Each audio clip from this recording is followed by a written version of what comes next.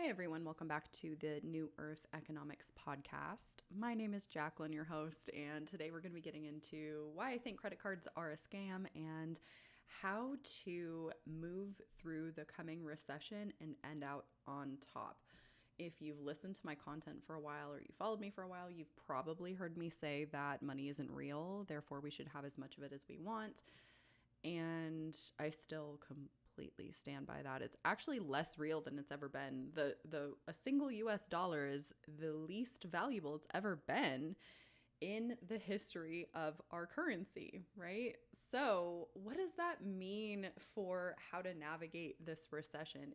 Money is a matrix. We're here to hack it or not hack it. There are people out there that, decide to live without money and completely absolve themselves of the system and, work around that. I think I've talked about this on a previous episode before, but usually the people that completely swear off money and say like, no, I don't give a shit about money. Like, any sort of like disconnecting themselves from that system, they usually end up relying on other people that do utilize the system of money in order to survive and have their basic needs met.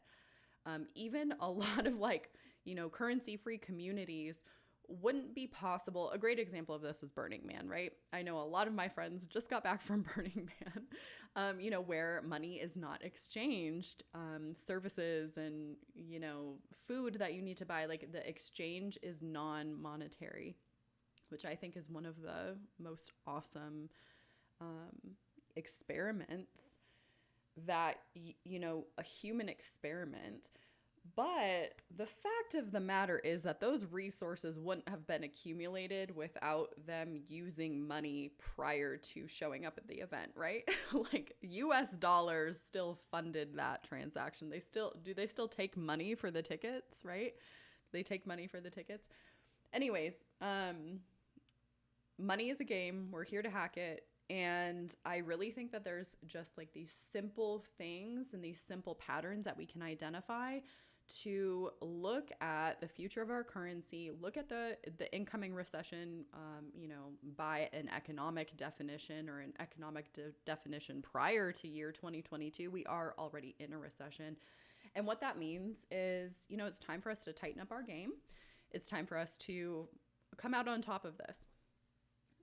The people that will not be financially successful in the coming recession are typically going to be people that have overextended themselves financially. They've seen their assets depreciate in value massively, or they simply just aren't being smart with their money. They're not identifying the patterns that are placed out in front of them. And so they, maybe this is the first recession that they're living through, or their first recession where they're actually understanding what's going on. But if you look at the patterns of our currency and how inherently inflationary it is, it's inherently inflationary.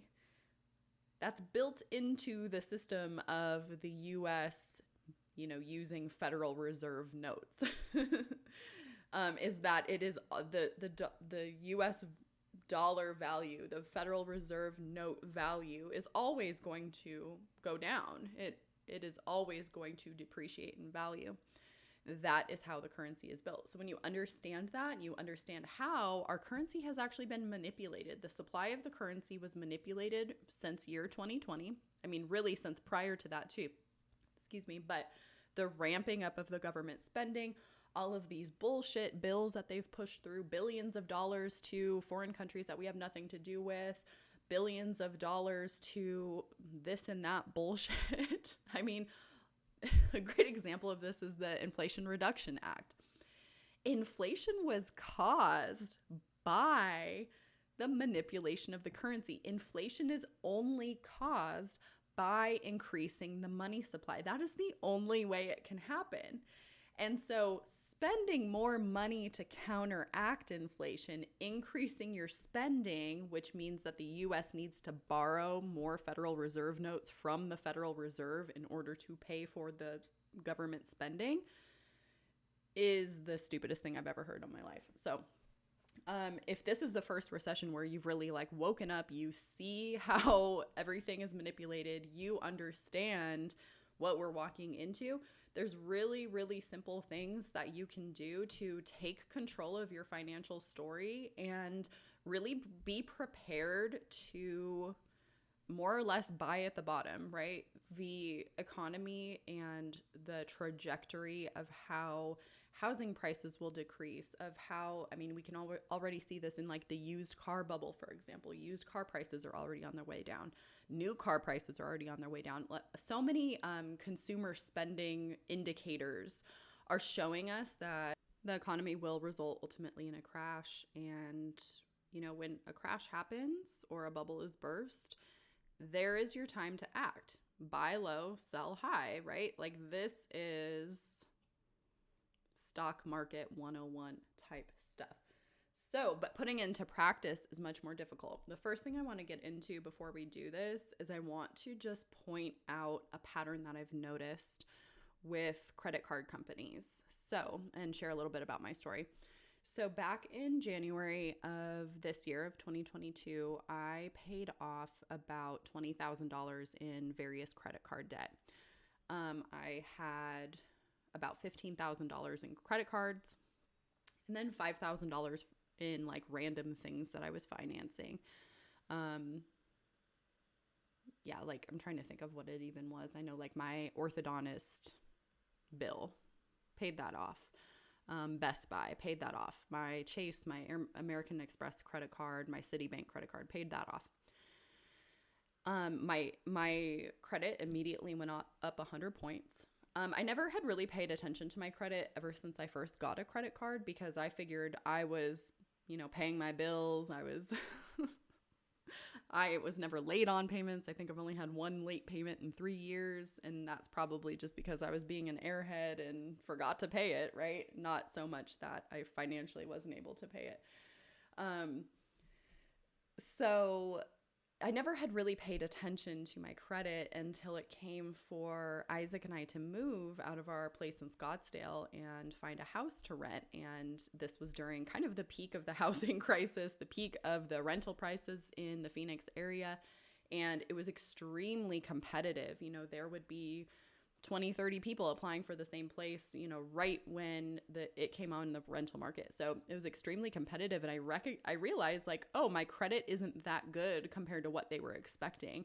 I always thought I was paying, I was never late, those kind of things. My credit would be fine. But I learned that lesson really quick. Credit was never really something I was super interested in because I think it's all bullshit anyways. But now I really see the value of playing the game, and I see the value of like hacking the game, so to speak.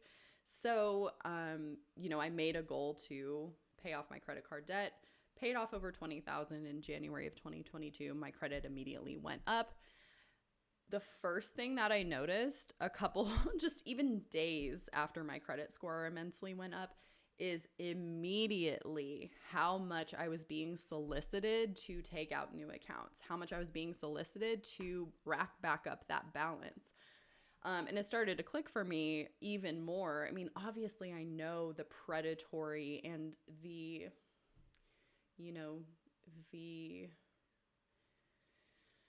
assumption that there's winners in this game and there are people that lose at this game, and roping people into thousands and thousands of dollars of credit card debt really only benefits the banks. You think it might benefit you because you're able to finance things that you might need. And hey, I've been in a place before where I needed to almost live off credit cards. So I understand the quote unquote need or the like financial urgency to utilize credit cards, right? But I noticed how hard they were trying to push me to take out more of a balance, to try to build back up my balance on these credit cards. So, and then really over the last couple of months, I bought a ranch, I bought a new vehicle. You know, I've made a lot of purchases. So I've put a little bit of a balance back on those credit cards to, again, finance certain pieces of my lifestyle that I am now paying back over time. That's all credit is. And when we're going into this conversation, I never want you to think that I think that there's anything morally or ethically wrong with using credit cards or even holding debt for a long amount of time, or even not paying that debt, right? Even it doing something like bankruptcy. There is absolutely like no moral obligation, because this is the game and this is the way it's set up. You are not a better or worse person due to your ability or your reverence of paying back these multinational banks that are they're using these tactics only to get you into more debt, right? So I'm not coming to this from like, oh, it's unethical not to pay back your debts. I think if you owe a small business owner money and you don't pay them, that has a much bigger impact ethically or morally for me than you dragging your feet paying back a multinational bank. Anyways, got a little bit more of a balance on my credit cards for later in this year, right? And now I'm paying attention to how often I get solicited because I'm not utilizing my credit cards. The one credit card in particular, my American Express card, I hate dealing with American Express. They, someone stole my card and put $200 on Amazon. I, have sent them screenshots of all of my Amazon orders. There's nothing in there for just the flat $200 transactions. They only refunded me $100.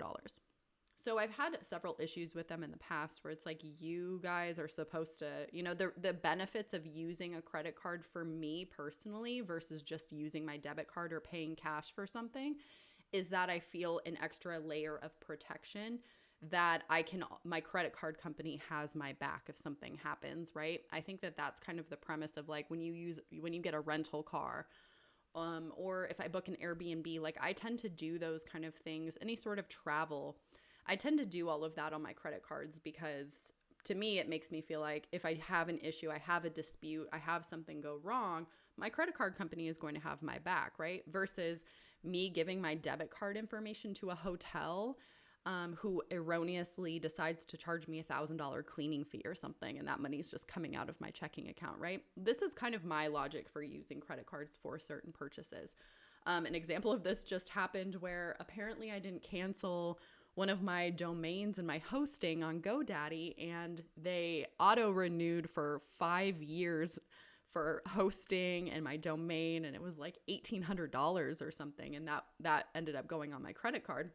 I was like, wow, thank goodness, like that didn't just go through my checking account, right? Because that's a decent amount of money to all of a sudden have missing out of your credit card because you made, again, an airhead mistake not to cancel your auto renew from 3 years ago. And it's so funny. It's like, I know I teach on money. I talk about all of this kind of stuff, personal responsibility, like manifesting money and like all of that kind of stuff. But like, I know this and I teach this from experience because I can't tell you how many times I've paid a bill just because a past due notice has been paid. And I'm like, oh shit, I didn't pay that yet. Like, I never want you guys to think that I'm like this organized type A fucking person. Like, I'm winging it and it's working, right? It's working for the most part. So anyways, that's why I utilize credit cards, is for the extra protection. American Express really pissed me off because they didn't really honor that. There was clear fraud on my card. I sent them all the screenshots. Sure, I could have been lying about $100, but I've been a customer with them for like 7 years now. I've never made a fraud claim on that card.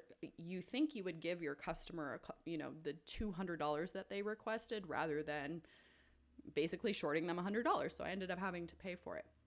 So what I decided to do is essentially not utilize that card anymore. I had a bunch of random things going through there, like some business subscriptions like Canva. My Apple Pay was set to my American Express. Like, there was just a couple random things where I would just randomly use that card anyways. Disconnected all of that. So essentially I have had a $0 balance with them for like 6 weeks now. Log into my email the last couple of days. Every day, at least every other day, they are sending me messages that they miss me. They are sending me messages that they want me to come back. I have some screenshotted here that I wanted to read off because it's just ridiculous. It's like, can you guys like move on? Like, Alexa, play Mariah Carey's Why Are You So Obsessed with Me? Thank you. Yeah, so they detected a change. This was just yesterday. We detected a change. No, you didn't. You just want me to log into my Amex app and see that I have, such and such amount available. So I start spending more money on that card. There's no change to anything. You have a new alert. No, I actually didn't have a new alert. I logged in. September 19th, we detected a change. No, you didn't. September 19th, get 6 months of streaming with SiriusXM. September 16th, the title, We Missed You. I can't tell you how many of the We Missed You fucking emails that I've gotten from them. So what that tells me is the banking system wants us to be utilizing credit card debt right now, right? If you look at like consumer spending reports and things like that, savings balances are at an all-time low. Hopefully I'll find the source for this and be able to post this here for you guys. But savings accounts balances are at an all-time, or at a whatever period low. It's at one of the lowest in a while. And credit card balances are increasing. So this is already the natural trajectory of like consumer spending right now, is people are tapping into their savings accounts to probably account for the rising cost of living due to inflation, due to the US government and the financial reserves completely irresponsible fiscal policy. This comes back on consumer spending, right? They are trying to get you to, hey, you have balances here. Use this card. Use this card. Daily reminders to use this card. Here is my number one tip for making it through this recession and being able to come out on top financially, is for you to watch your credit. If 18 months from now, so whatever that is, what's that, 3/15, March of 2024, you come back and listen to this and your credit is still good, you are going to have so many more opportunities to make investments at the quote bottom of the market than someone that is deciding to utilize credit cards heavily right now, even if they don't financially need to, as a backup, and essentially ruin their credit later on because their credit utilization is too high, or maybe they started missing payments because things ended up getting tight. The point being that financing your lifestyle during times like this, in my opinion, is kind of irresponsible. What I would do right now, if you're looking at your financial situation and there's things you need to cut back on in order, like, put it this way, your income minus your expenses, how much money you have left over, that's your spending money, right? That is what you can pay for. That is what you can, quote unquote, afford. Any additional expenses going on credit cards or anything like that right now, really try to see how you can just possibly live on cash. How can you live on the cash that you're bringing in? What can you eliminate that is being financed that is completely unnecessary? And again, not everyone is in a position financially to be able to do this. So I don't want to sound like an asshole, like, oh, you're irresponsible if you utilize credit cards. Like, if you got to do what you got to do, right? But for a lot of people, utilizing credit cards is like an extra thing. Utilizing credit cards is just having a little bit more flexibility. And I think right now, being a little bit more rigid with your financial plan, being a little bit more rigid with the actual numbers in your life experience right now, the money you have coming in, the money you have going out, and either cutting out the extras or leveraging certain skills, leveraging certain time that you have in order to increase your income so you can afford the things that you were looking to finance. Chef's kiss, one of the smartest things that you can do right now, literally. You having good credit at the bottom of this recession is going to open you up for so many more opportunities than someone that is not recognizing the predatory nature of these banks trying to get you to take out more credit. Whew. Okay. Keep your credit good through this recession. Because what's going to happen if you do keep your credit good? Keep your credit good, keep your credit utilization pretty low. The market completely bottoms out. The housing inventory is blasted right now. There's so many houses to buy. The prices are way lower than they were in, January of 2021, for example, June of 2021, January of 2022, right? The housing prices are going to be less.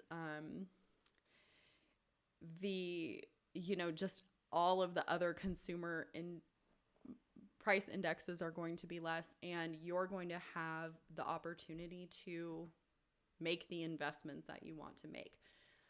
And so really also defining what that is for yourself too. What are your long-term investment goals? Do you want to buy land? Do you even want to buy a house, right? That's a whole other conversation, actually. I'm going to save that. Do you actually want to buy a house for another episode? Because,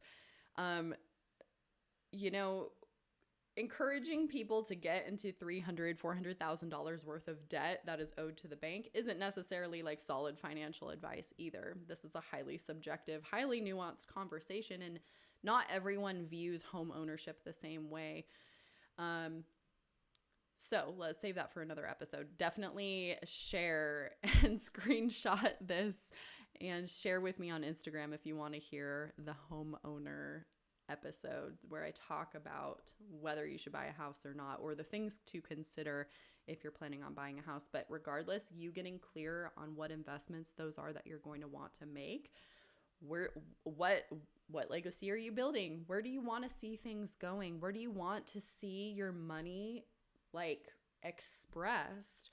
And recognize that these opportunities to make these big moves and to take these big paths and these big adventures, they're coming up, and they're coming up quick.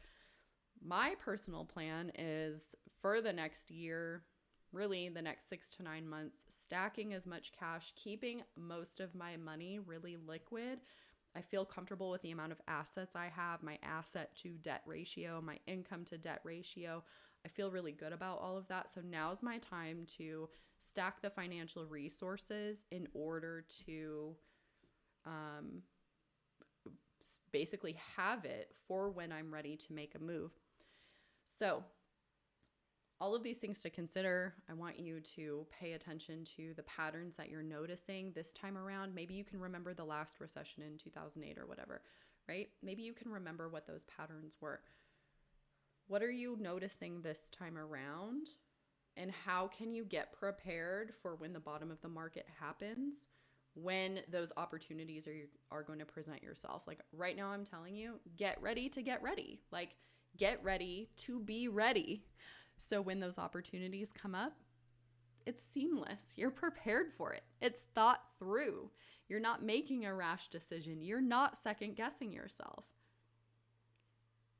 And you do that by prioritizing what's important for you in the short term and what's important for you in the long term. Thanks for listening. I'd love to hear your feedback. Tag me on Instagram at luxombabe.